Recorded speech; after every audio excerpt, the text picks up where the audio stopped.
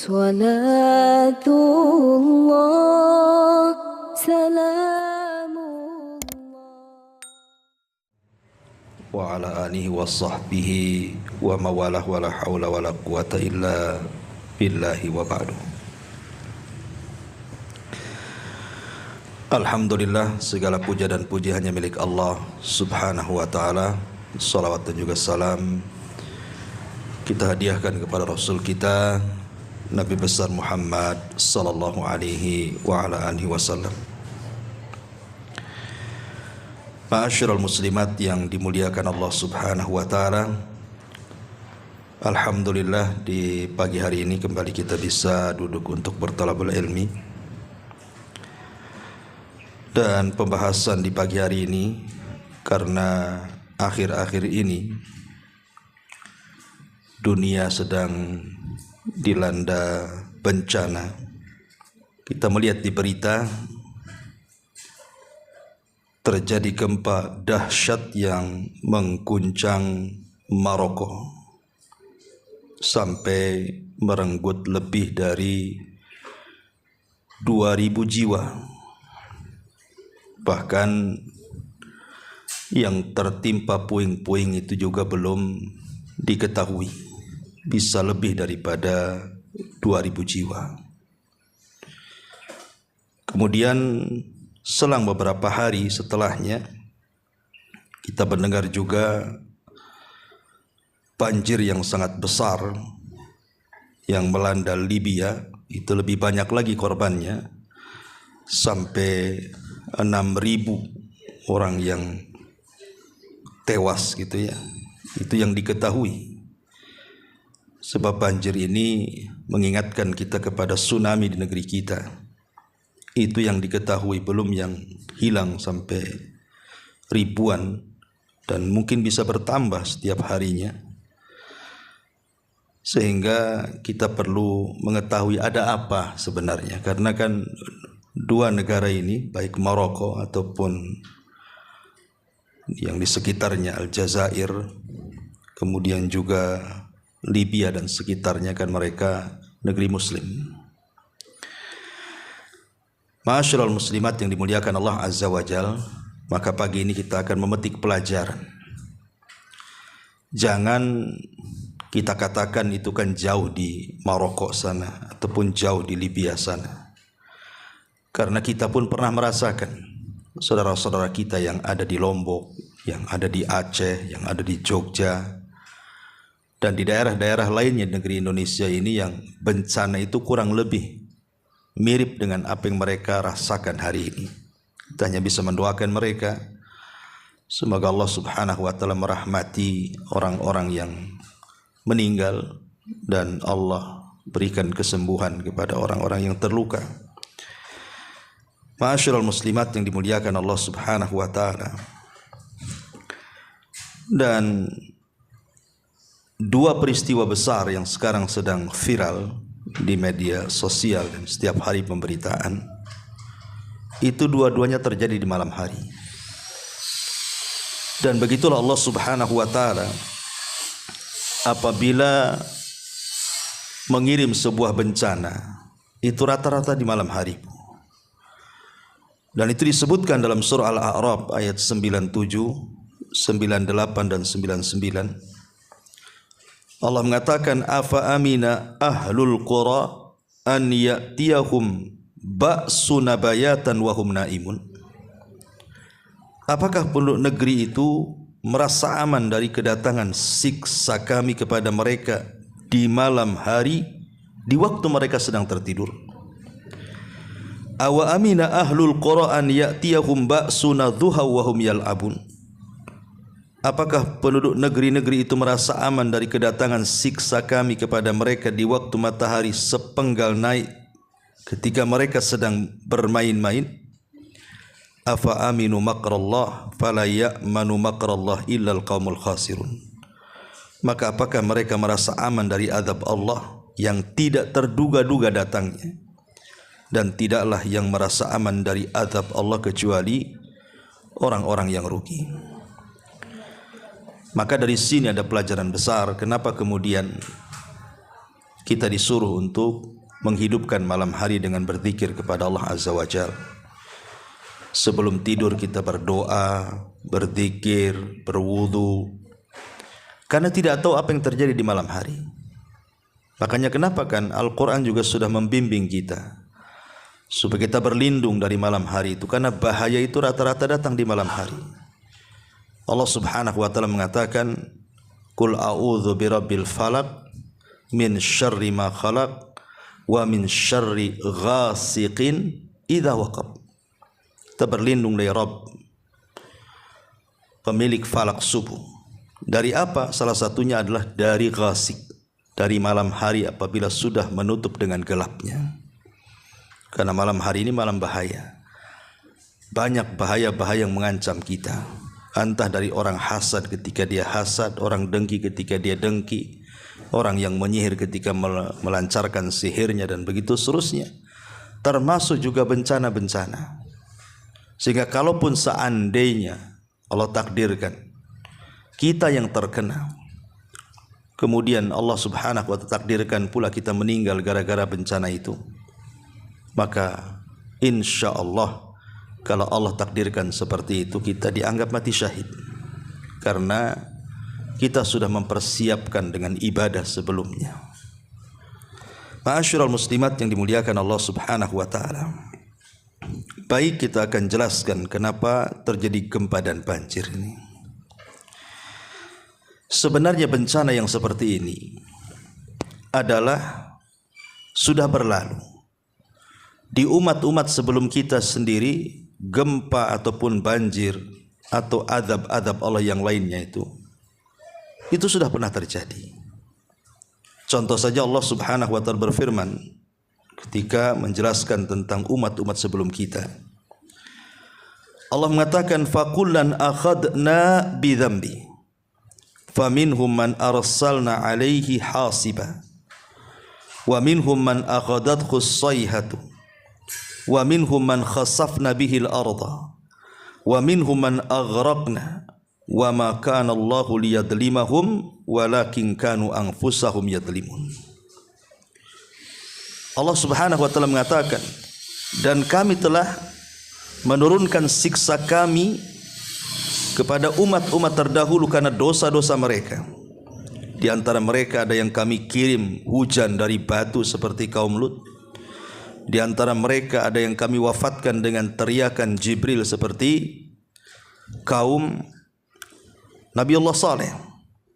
Atau di antara mereka ada yang kami tenggelamkan seperti siapa? Seperti kaumnya Fir'aun. Allah tenggelamkan. Dan tidaklah kami mendolimi mereka, akan tapi merekalah yang melakukan kezaliman. Ma'asyiral muslimat yang dimuliakan Allah Subhanahu wa ta'ala,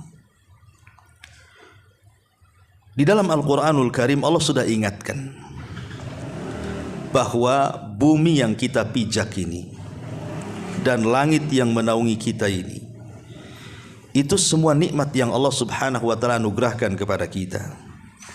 Allah katakan, Allahul ladzi ja'ala lakumul arda qarara was sama bina'a.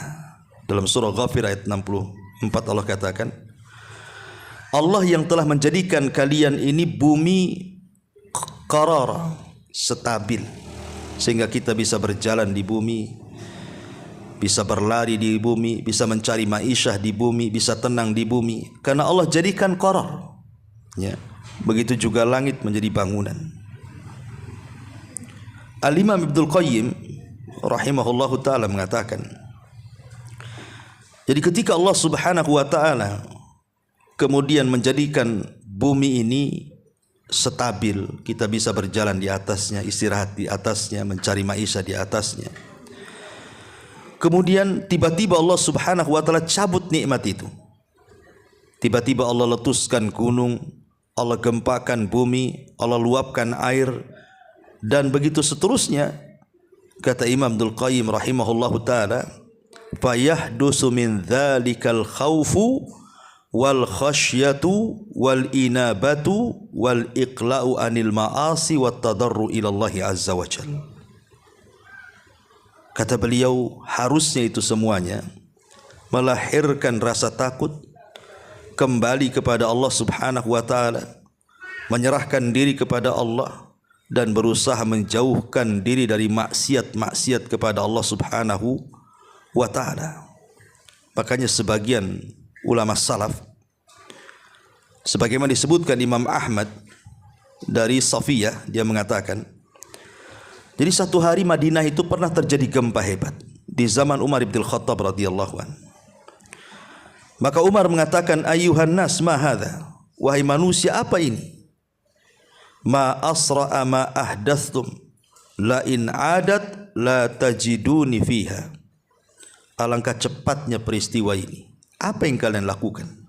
Dosa apa yang kalian lakukan? Kalau sampai gempa ini terulang, jangan harap aku seatap dengan kalian. Begitulah Amirul Mukminin mengingatkan kepada kita bahwa seolah-olah bencana itu datang karena kemaksiatan yang kita lakukan.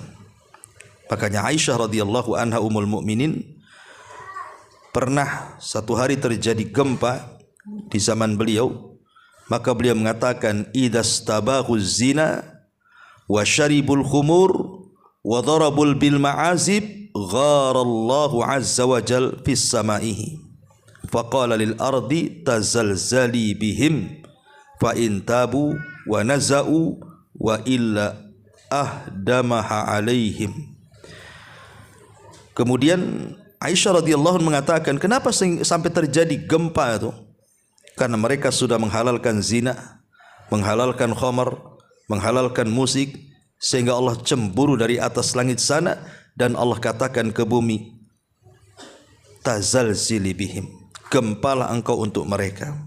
Kalau mereka tobat, kalau mereka berhenti, maka hentikan gempamu. Tetapi kalau tidak, ahdimha alaihim, wa illa ahdimha alaihim, hancurkan dengan gempa itu kepada mereka. Lihat bagaimana di sini nikmat Allah Subhanahu wa taala kepada kita berupa bumi yang datar, bumi yang stabil sehingga kita bisa berjalan. Ini nikmat Allah. Harus kita syukuri. Caranya kita mensyukurinya dengan cara beribadah kepada Allah Subhanahu wa taala. Bukan dengan cara kita bermaksiat di atas bumi sehingga Allah perintahkan bumi untuk mengeluarkan musibahnya, naudzubillah. Ma'asyiral muslimat yang dimuliakan Allah Azza wa Jalla, yang ingin saya bahas adalah kita akan mengambil hikmah, pelajaran dari peristiwa-peristiwa ini. Yang pertama, pelajarannya, satu, mengakui kebesaran Allah, bahwa Allah itu maha hebat, maha berbuat sekehendaknya. Jadi kejadian gempa dalam minggu-minggu ini di Maroko, kemudian banjir di Libya sampai menelan korban ribuan jiwa. Bagi kita yang menyaksikan di sini, hendaklah tertanam pada hati kita bahwa betapa besarnya Allah, betapa maha kuasanya Allah, bisa berbuat dengan sekehendaknya. Daerah-daerah yang tidak diperkirakan terjadi gempa, rupanya terjadi gempa. Daerah yang tidak diperkirakan oleh manusia terjadi banjir bandang yang sangat besar, rupanya terjadi banjir bandang yang mengakibatkan banyak yang meninggal. Dari sini Allah Subhanahu wa taala berfirman dalam surah Al-An'am ayat 65, Qul huwal qadiru ala an yab'atsa 'alaikum adzaban min fawqikum aw min tahti arjulikum aw yalbisakum syia'an wa yudhiqa ba'dukum ba'sa ba'din unzur kaifa nusarriful ayati la'allahum yafqahun. Allah Subhanahu wa taala mengingatkan kebesarannya kepada kita. Dialah Allah yang berkuasa untuk mengirimkan azabnya kepada kalian dari atas kamu atau dari bawah kakimu. Ya, dari atas mungkin berupa hujan, angin dan yang semacamnya, atau dari bawah kaki kita, gempa, tsunami, air lautan diluapkan ke daratan. Dan di sini Allah mengatakan dialah yang berkuasa untuk itu, mengirimkan azab kepadamu dari atas kamu atau dari bawah kakimu, atau dia mencampurkan kamu dengan golongan-golongan yang saling bertentangan dan merasakan kepada sebagian kamu keganasan sebagian yang lainnya. Perhatikanlah betapa kami mendatangkan tanda-tanda kebesaran kami silih berganti untuk apa? Agar mereka memahami bahwa di sana ada Tuhan, di sana ada Allah yang maha berkehendak kepada kita kapanpun dia mau, dan kepada siapapun dia akan kirimkan bencananya tanpa memandang kepada makhluknya. Makanya Allah Subhanahu wa taala mengatakan, "Aamintum man fis sama an yakhsifa bikumul arda fa idza hiya tamur." Sudah merasa amankah kalian bahwa dia maksudnya yang di langit Allah Subhanahu wa taala tidak akan membuat kamu ditelan bumi ketika tiba-tiba terguncang? Siapa yang bisa merasa aman? Tidak boleh kita merasa aman. Sewaktu-waktu Allah bisa menggulung kita dengan gempa, ya. Maka ini yang pertama, mengakui kebesaran Allah bahwa Allah maha berbuat sekehendaknya. Kemudian yang kedua, langit dan bumi itu, Bu, langit dan bumi itu dua-duanya adalah tentara Allah. Mereka akan taat kepada perintah yang menciptakannya. Allah Subhanahu wa taala berfirman dalam surah Fussilat ayat 11, "Tsumma stawa ila as-sama' wa hiya dukhan faqala laha walil ardi tiya tau'an aw karhan qalata ataina ta'in." Kemudian dia menuju kepada penciptaan langit dan bumi. Kemudian Allah Subhanahu wa taala berfirman kepada langit dan bumi, "Datanglah kamu keduanya menurut perintahku, suka ataupun terpaksa." Maka langit dan bumi mengatakan, "Kami siap datang kepadamu ya Rabb dengan suka hati." Dari sini kita tahu bahwa langit sudah siap akan perintah Allah. Kapanpun langit dijatuh-jatuhkan, bintang-bintang, meteor-meteor, galaksi-galaksinya, langit sudah siap.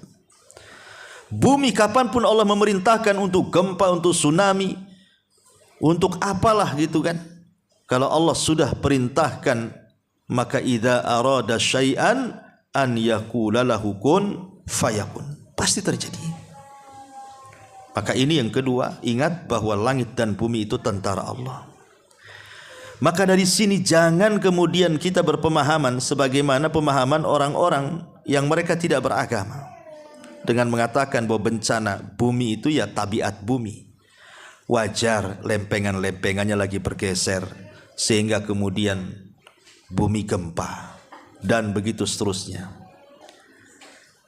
Ma'asyiral muslimat yang dimuliakan Allah Azza wa Jalla, kata-kata seperti ini tentu bertentangan dengan akidah kita kaum muslimin. Karena tabiat bumi itu tidak punya kehendak. Bumi loh tidak punya kehendak. Langit tidak punya kehendak. Kehendak itu hanya milik Allah Subhanahu wa taala.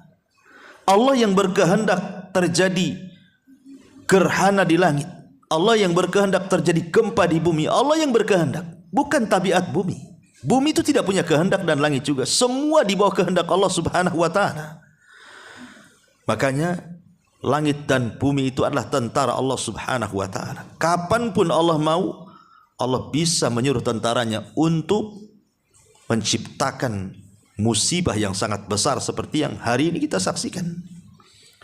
Karena langit dan bumi itu sejak diciptakan sampai hari ini, mereka makhluk yang bertasbih. Makanya Allah Subhanahu wa taala mengatakan dalam surah Al-Hajj ayat 18 itu, "Alam tara annallaha yasjudu lahu man fis samawati wa man fil ardi wasyamsu wal qamaru wan nujumu wal jibalu wasyajaru wad dawabu wa katsirun minan nas wa katsirun haqqun 'alaihi al-adzab wa man yuhinillahu fama lahu mim mukrim innallaha yaf'alu ma yasha." Apakah kamu tidak mengetahui bahwa kepada Allah lah sujud apa yang ada di langit, apa yang ada di bumi, mataharinya, bulannya, bintangnya, gunungnya, pohon-pohonannya, binatang-binatangnya, dan sebagian besar dari manusia. Dan banyak di antara manusia yang telah ditetapkan azabnya atas mereka. Dan barang siapa yang menghinakan Allah, maka tidak seorang pun yang memuliakannya. Sungguh Allah berbuat sesuai dengan kehendaknya. Lihat, langit dan bumi itu makhluk Allah. Mereka makhluk yang bertasbih. Mereka tidak punya kehendak, sehingga tiba-tiba bumi ingin menggoncangkan dirinya sendiri, langit ingin menggerhanakan dirinya sendiri. Tidak ada yang berkehendak. Yang berkehendak itu Allah. Jadi semua tidak lepas dari kehendak Allah subhanahu wa ta'ala. Karena langit dan bumi itu tentara Allah. Makanya ingat dikisahkan Nabi Musa alaihi salatu wassalam ketika berhadapan dengan Qarun yang memfitnah dirinya. Apa kata Allah? Wahai Musa, perintahkan saja bumi itu, telan si Qarun. Maka Musa pun merintahkan bumi atas izin Allah. Dan Allah katakan, fakhassafna bihi wa bidarihil arda. Kami tenggelamkan si Qarun dan seluruh kekayaannya. Ini yang kedua, bahwa langit dan bumi adalah tentara Allah. Sewaktu-waktu Allah bisa perintahkan tentaranya untuk membuat gempa, banjir, dan yang semacamnya. Ini yang kedua. Yang ketiga, dari peristiwa gempa dan banjir hebat ini yang memakan korban ribuan jiwa ini, menunjukkan manusia itu makhluk yang lemah. Manusia makhluk yang lemah. Mereka tidak bisa mempertahankan diri dari gempa. Mereka tidak bisa mempertahankan diri dari banjir yang sangat besar. Kita ini makhluk yang lemah di hadapan Allah. Makanya Allah mengatakan, wa khuliqal insanu dha'ifa. Dan kami ciptakan manusia itu bersifat lemah. Karena buktinya mereka tidak bisa. Secanggih apapun Jepang membuat peralatan-peralatan supaya tidak terjadi musibah, terjadi juga bagi mereka. Dan alatnya tidak berfungsi. Karena yang mereka lawan itu bukan tsunami. Yang mereka lawan bukan gempa. Yang mereka lawan bukan banjir. Yang mereka lawan bukan angin. Yang mereka lawan itu Allah subhanahu wa ta'ala. Mereka sedang menentang Allah, melawan Allah. Siapa yang bisa menang melawan Allah subhanahu wa ta'ala? Innallaha, dalam Al-Quran Allah mengatakan, innallaha yumsikus samawati wal arda antazula wala in zalata in amsakahuma min ahadim min ba'di innahu kana haliman ghafura. Sesungguhnya Allah menahan langit, menahan bumi supaya jangan lenyap. Dan sungguh jika keduanya lenyap, tidak ada seorang pun yang dapat menahan keduanya. Siapa yang bisa menahan kalau seandainya bumi ini lenyap atau langit lenyap? Tidak ada yang bisa kecuali Allah subhanahu wa ta'ala. Dari sini manusia itu makhluk yang lemah, tidak bisa menahan dari bencana-bencana itu. Kalau kita sudah tahu makhluk yang lemah, maka kenapa kita menjadi sombong di hadapan Allah, congkak di hadapan Allah? Siapa kita dengan Allah azza wa jalla? Ma'asyiral muslimat yang dimuliakan Allah subhanahu wa ta'ala. Ini yang ketiga. Yang keempat, bersegeralah kembali kepada Allah, bertobat. Kita yang tidak terkena musibah, banyak-banyaklah istighfar. Karena Allah subhanahu wa ta'ala mengatakan dalam Al-Quranul Karim, Allah katakan, fakultu astaghfiru rabbakum innahu kana ghafara yursilis sama alaikum midrara wa yumdidkum bi amwali wa banin wa yaj'al lakum jannati wa yaj'al lakum anhara. Aku katakan, perbanyaklah istighfar kepada Rabb kalian, karena Dia zat yang maha pengampun. Dengan itulah Allah akan hujani kalian. Dengan itulah Allah akan berikan harta dan anak-anak kepada kalian. Dengan itu kami tumbuhkan kebun-kebun dan hutan-hutan. Dengan itu juga kami alirkan air-air.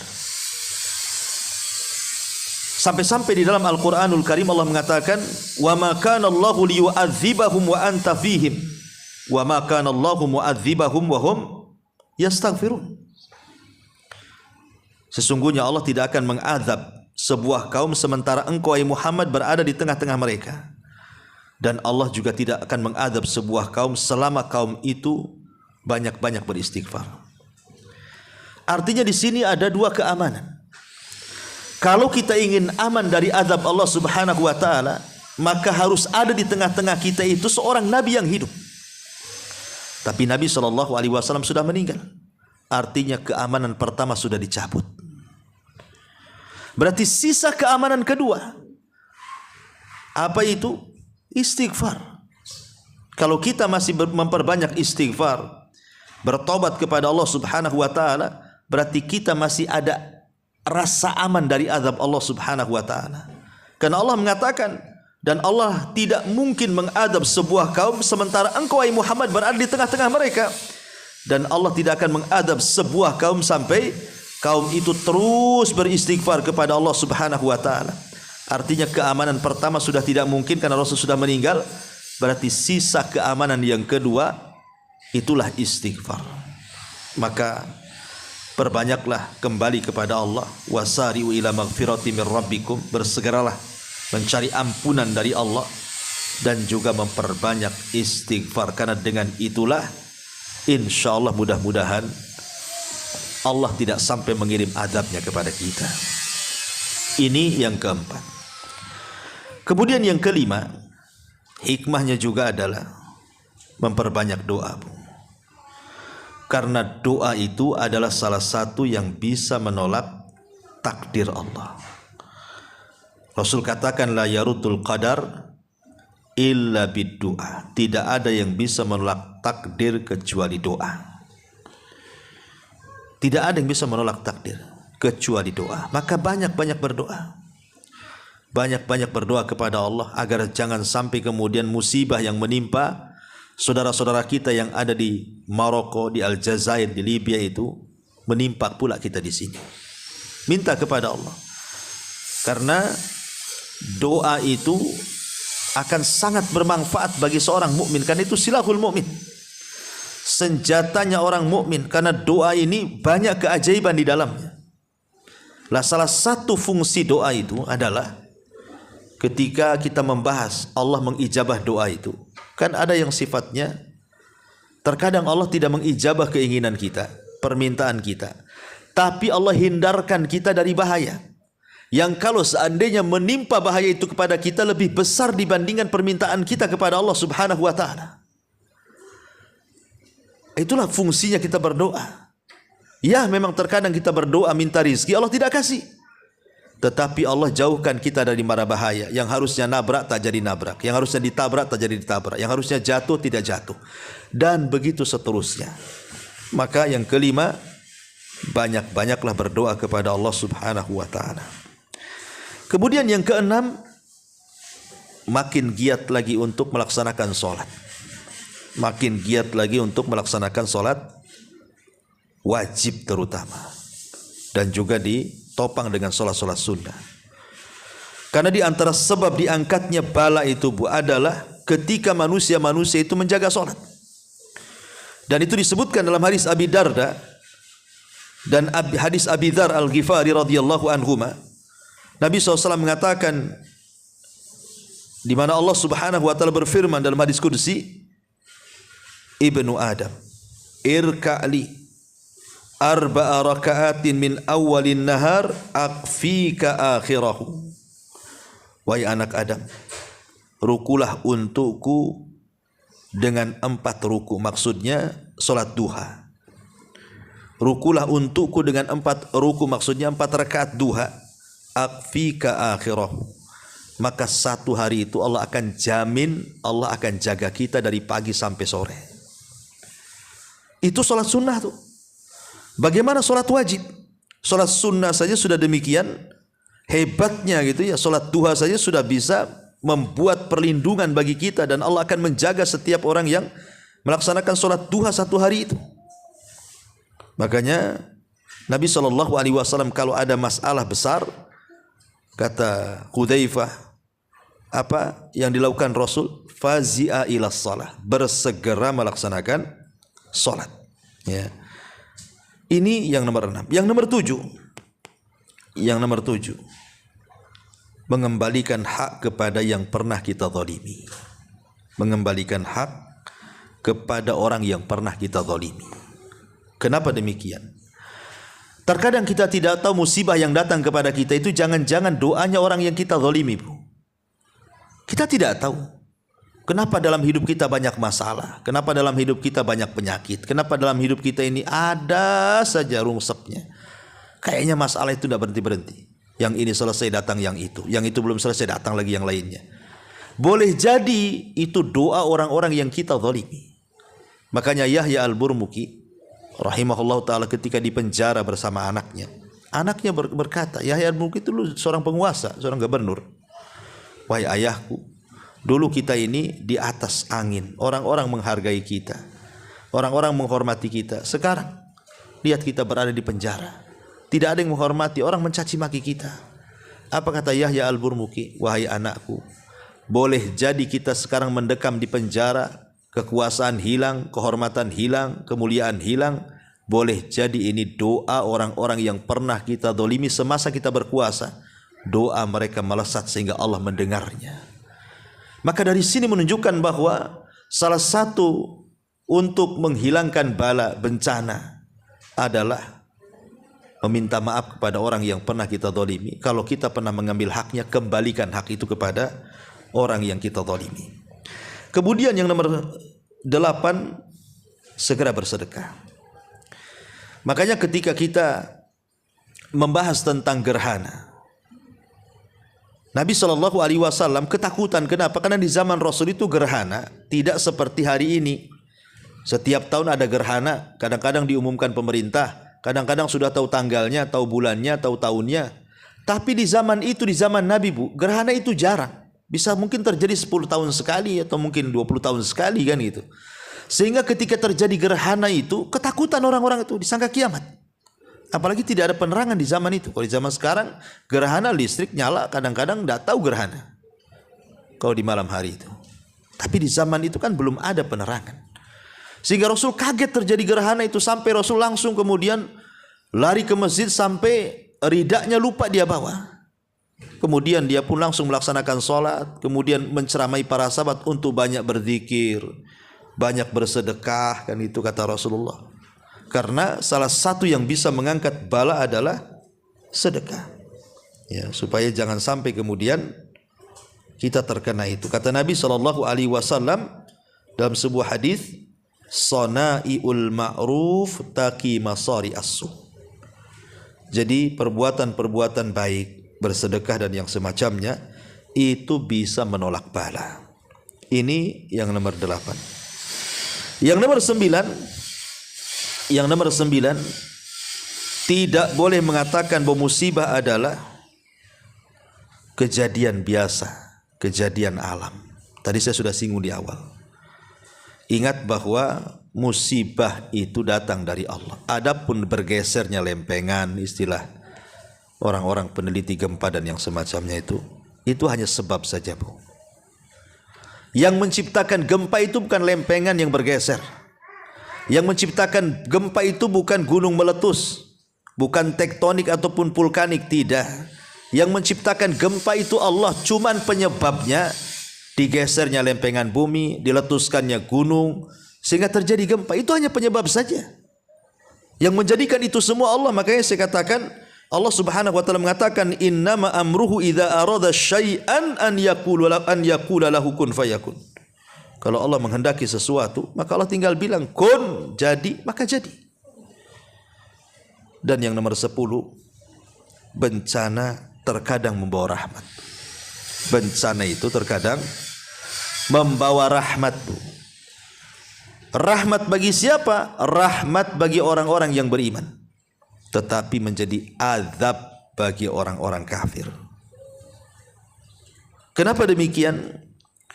Sebab kalau kita melihat tentang hadis-hadis tentang para syuhada, orang-orang yang mati syahid, orang yang mati syahid kan tidak terbatasi dengan orang yang mati dalam peperangan. Kalau itu dikategorikan syahid, sedikit sekali orang yang mati syahid, karena sedikit orang yang bisa bertempur. Tapi Nabi SAW ingin meluaskan makna syahid itu. Termasuk orang yang tenggelam dikatakan syahid, termasuk orang yang terkena runtuhan dikatakan syahid, termasuk wanita yang melahirkan kemudian meninggal dikatakan syahid, termasuk orang yang meninggal dengan sakit perut dikatakan syahid. membela harta dikatakan syahid, dan begitu seterusnya. Tapi dengan catatan, orang yang mati kena reruntuhan gempa, kemudian tenggelam dengan adanya banjir, dia adalah orang yang ahli ibadah, ahli sholat, ahli puasa, ahli zikir. Mereka orang baik. Kalau seandainya Allah Subhanahu wa ta'ala pilihkan kematian orang baik dengan cara seperti itu, berarti itu syahid bagi dia.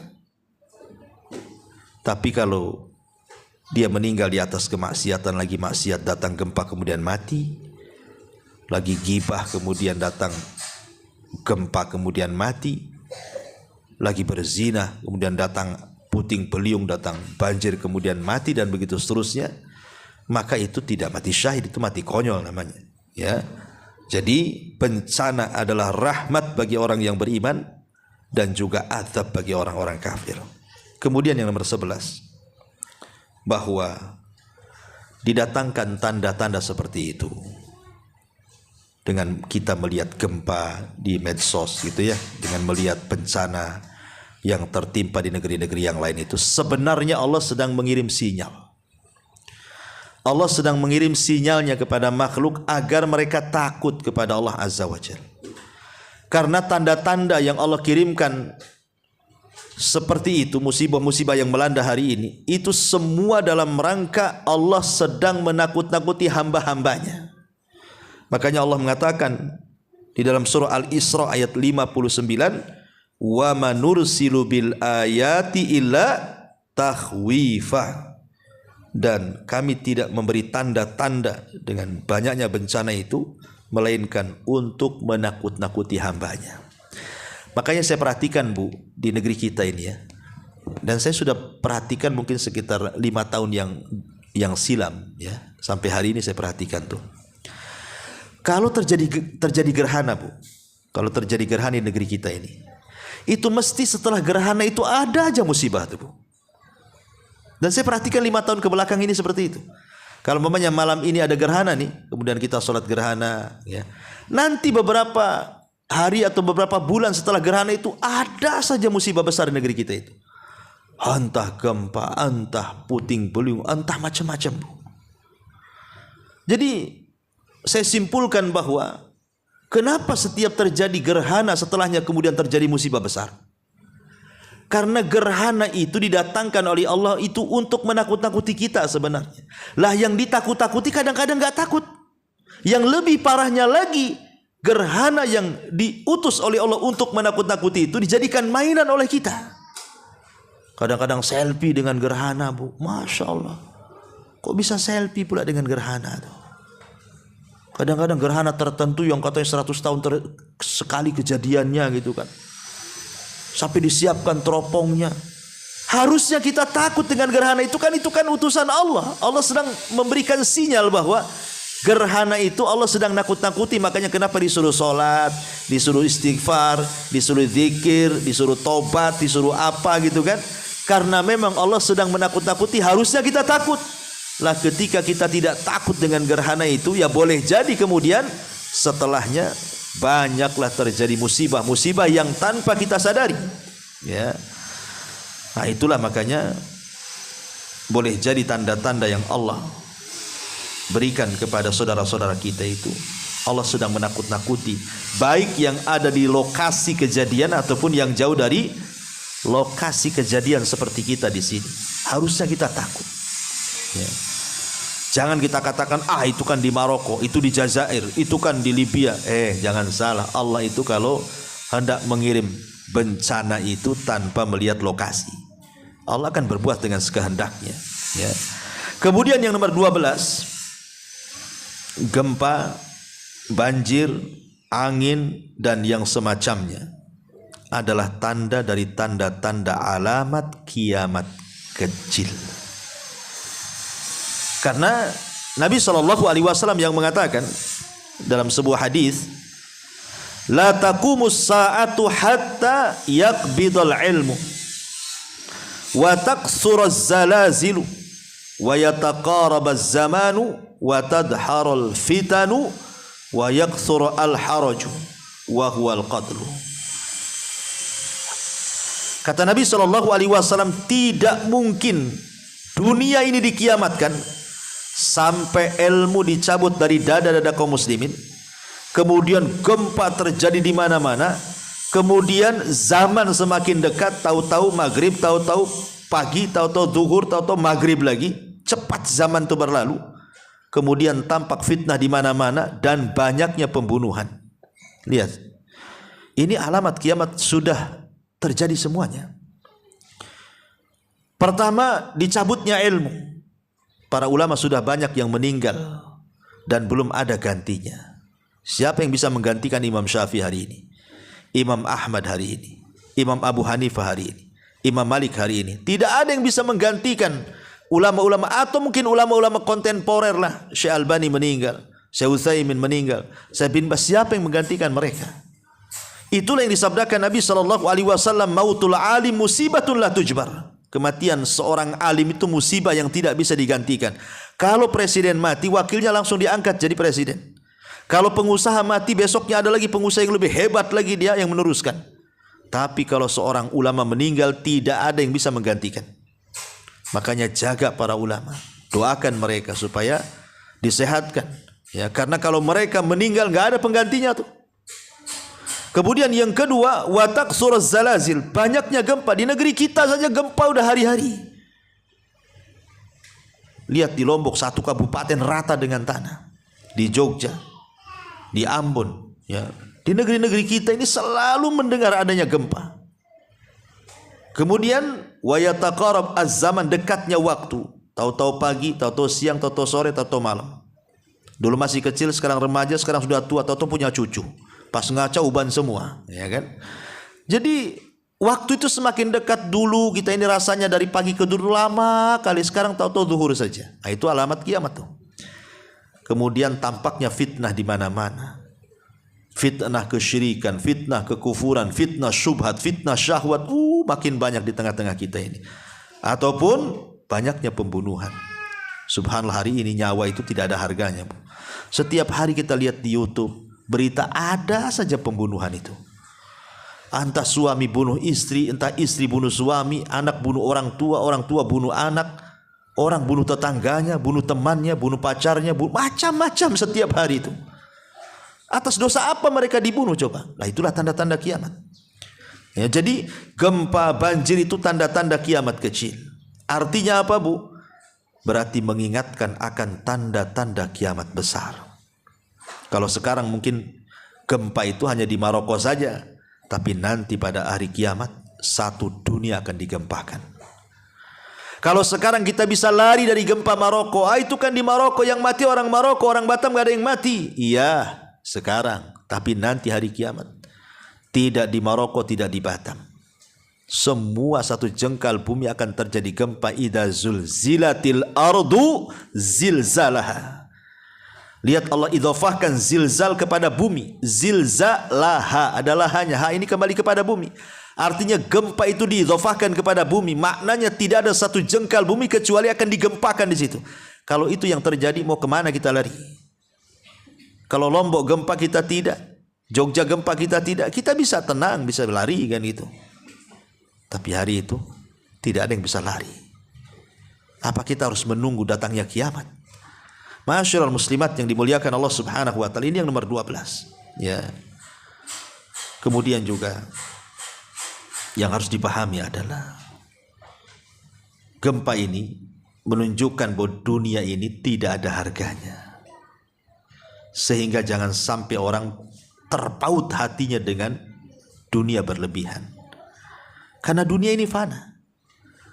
Lihat itu, ketika terjadi gempa itu, saya saksikan di Libya itu, yang banjir kemudian gempa di Maroko itu bangunan-bangunan megah itu.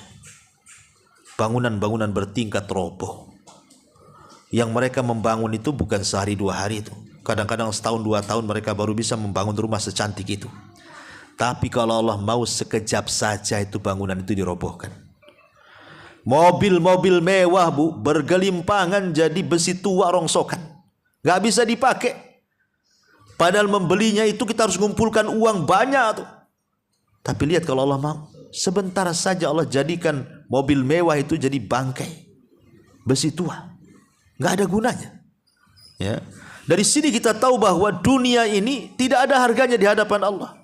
Makanya kenapa Allah itu ciptakan bumi itu hanya sesaat 2 hari saja. Menciptakan langit 2 hari saja.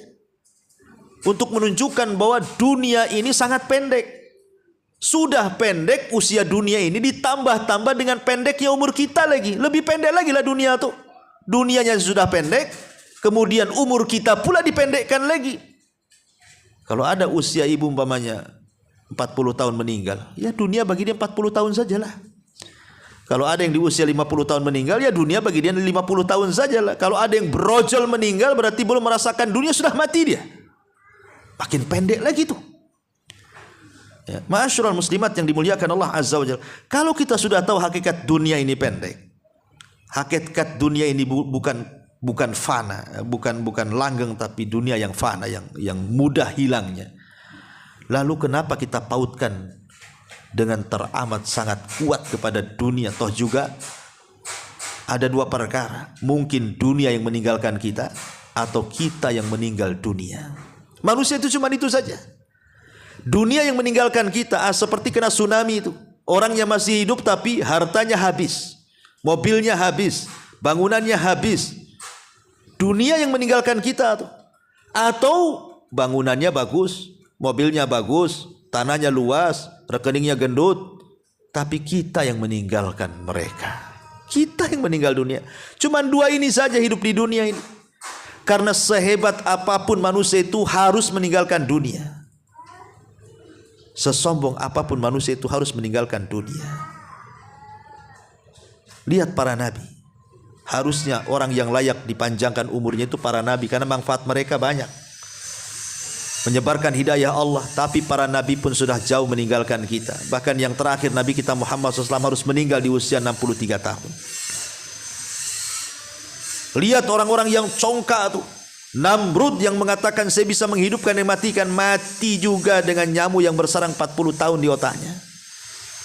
Lihat Fir'aun yang sombongnya, na'udzubillah, mengatakan ana rabbukumul a'la, saya Rob yang paling tinggi. Allah tenggelamkan, wa aghraqnahum, kami tenggelamkan si Fir'aun dan tentaranya. Tidak ada orang yang selamat dari kematian. Dari sini kita tahu bahwa dengan nampaknya ada banjir, ada tsunami, ada gempa yang menghabiskan, melantakkan bangunan-bangunan megah itu, menunjukkan dunia ini tidak ada harganya. Sehingga jangan sampai orang itu terpaut hatinya lebih dengan dunia. Karena tujuan kita ini bukan di dunia. Nabi SAW mengatakan kepada Ibnu Umar radhiyallahu anhuma, kun fid dunya ka'annaka gharib aw abiru sabil. Jadilah di dunia itu seperti orang asing atau seperti orang yang sedang safar. Orang safar itu kan melintasi sebuah negeri, dia tidak akan lama karena ingin cepat ke tujuan. Lah tujuan kita bukan di dunia, tujuan kita di akhirat. Sehingga dunia itu hanya persinggahan dan tempat safar saja. Karena barang siapa yang menjadikan tujuan dunia, dia tanam modalnya di dunia, dia bangun rumahnya di dunia, dia beli tanahnya di dunia, dia kumpulkan kekayaannya di dunia. Tidak ada sedikit pun yang disisihkan untuk akhirat, Bu. Saat kematiannya dia akan benci. Benci berjumpa dengan Allah, dan Allah pun benci berjumpa dengan dia. Tapi kalau dia kemudian menginvestasikan semua kekayaannya untuk akhirat, dia adalah harta yang disisihkan untuk bangun rumah di sorga, untuk beli tanah di sorga, untuk menanam pokok kurma di sorga. Sehingga dia sudah punya istana di sana, sudah punya kebun di sana, sudah punya taman di sana. Saat menjelang kematiannya dia rindu, pengen cepat mati. Kenapa? Karena ingin kembali kepada rumah yang hakiki di sorga. Dari sini Nabi SAW mengatakan, man ahabba liqa Allah ahabballahu liqa'ah, wa man kariha liqa Allah karihallahu liqa'ah. Siapa yang cinta berjumpa dengan Allah Subhanahu wa taala, maka Allah Subhanahu wa taala akan cinta berjumpa dengan dia. Tapi siapa yang benci berjumpa dengan Allah Subhanahu wa taala, maka Allah pun akan benci berjumpa dengan dia. Subhanallah. Ya. Ma'asyiral muslimat yang dimuliakan Allah Subhanahu wa taala. Ini juga di antara faedah yang harus sama-sama kita pahami ya. Yang nomor 12 bahwa dunia ini sifatnya sementara, jangan dijadikan sebuah tujuan dalam hidup kita. Ma'asyiral muslimat yang dimuliakan Allah Subhanahu wa taala. Kemudian apa lagi? Faedah yang kita bisa petik dari musibah ini. Ya. Yang bisa kita petik lagi adalah hendaklah sesama muslim dengan muslim yang lainnya saling membantu. Sekarang yang kena musibah itu adalah saudara kita. Siapa tahu, siapa nyangka kalau seandainya musibah itu kemudian datang pula kepada kita. Kan kita tidak tahu, Bu. Kadang-kadang musibah itu silih berganti kan. Nudawiluha bainan nas, kami putarkan di antara manusia, namanya musibah itu. Terkadang si anu kena musibah, kita pula besoknya. Begitulah musibah sifatnya berputar. Wa tilkal ayyam nudawiluha bainan nas, hari-hari itu akan diputarkan kepada manusia. Maka minimalnya kalau kita tidak bisa membantu dengan kekayaan kita, dengan sedikit rizki yang Allah anugerahkan kepada kita, minimalnya doa.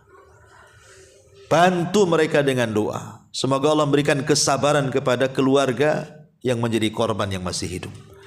Semoga Allah Subhanahu wa taala menjadikan mereka mati di atas kesyahidan mereka.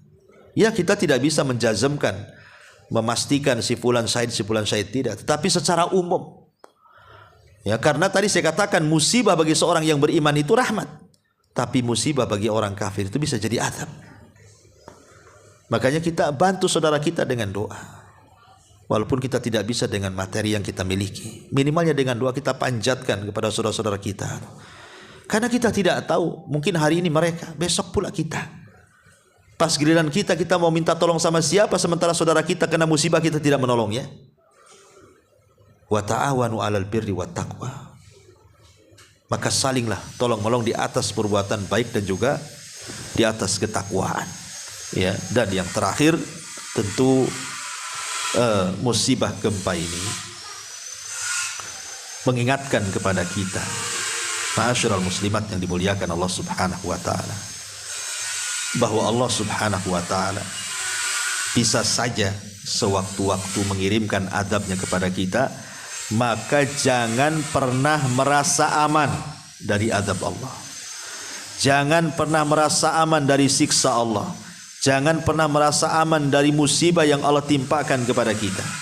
Allah bisa saja kapanpun, waktu apapun, dalam kondisi apapun kita, Allah akan mengirimkan bencananya. Tidak bencana besar seperti tsunami, gempa, ataupun angin puting beliung atau apa namanya. Boleh jadi mungkin kita keluar dari sini, siapa yang tahu ibu akan selamat pulang sampai tujuan?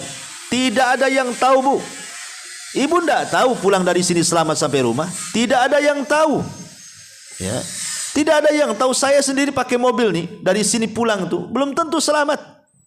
Semua atas izin Allah Subhanahu wa taala. Kita hanya berdoa, mudah-mudahan kita selamat, sehingga kita sampai di rumah kembali selamat.